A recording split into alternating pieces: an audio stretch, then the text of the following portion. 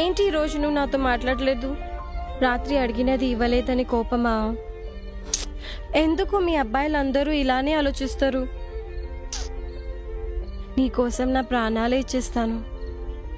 అలాంటి నువ్వు అడిగిన దానికి ఎందుకు ఒప్పుకోను?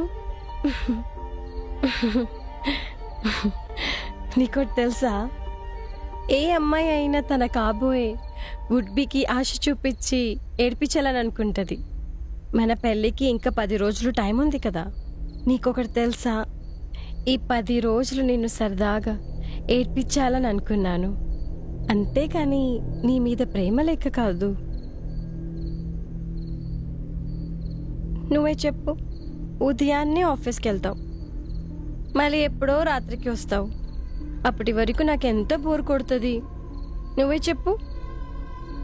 నేను ఏడవాలన్నా ఆనందపడాలన్నా నీతోనే కదా. నాకు నువ్వు తప్ప ఎవరున్నారు? ప్లీజ్ నన్ను క్షమించు, నాతో మాట్లాడు.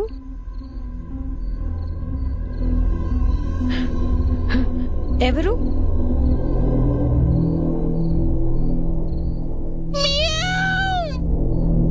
పిల్లి అనుకుంటాలకి. నేను పైకెళ్ళి డ్రెస్ చేంజ్ చేసుకొని వచ్చేస్తాను. నాపై కోపం తగ్గినా తగ్గకపోయినా నువ్వు ఎక్కడికి వెళ్ళొద్దు ప్లీజ్. ఎందుకంటే నేను నీకు ఈరోజు ఒక మంచి సర్ప్రైజ్ ఇవ్వబోతున్నాను. ఓకేనా? Just 5 minutes.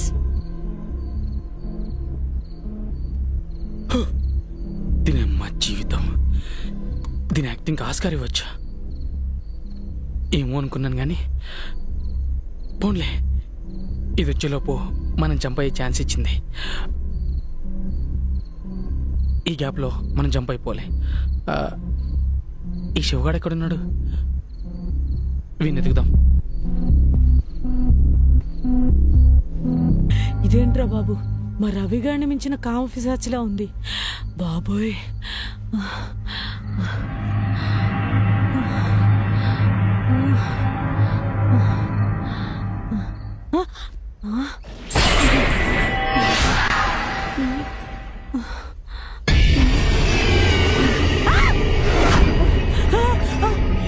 ఇక్కడే ఉంటే చెప్పొచ్చు కదరా.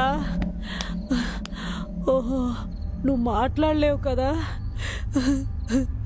ఏంటోరా అంతా మాయగా ఉంది. ఏంటేంటో జరుగుతుంది ఇక్కడ, అర్థం కావట్లేదు.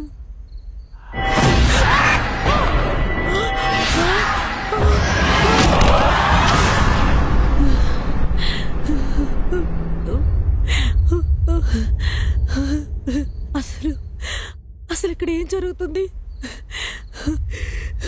వచ్చిన వాళ్ళల్లో నేను తప్ప ఎవరు లేరు. నా ముందే సాయిల్లాకెళ్ళింది. బండోడికి పట్టిన గతే అందరికీ అయినట్టుంది. అసలు వీళ్ళందరూ బతికున్నారా చచ్చిపోయారా? ఇక్కడే ఉంటే నా పరిస్థితి ఏమవుతుందో తెలియట్లేదు. సరే, ఏం జరిగితే అది జరిగింది. ముందు వాళ్ళు ఎక్కడున్నారో వెతకాలి. మల్లిక, నువ్వు భయపడుకో. నీ దగ్గర గన్నుంది. ఎవడడ్డొచ్చినా సరే ధైర్యంగా నిలబడు.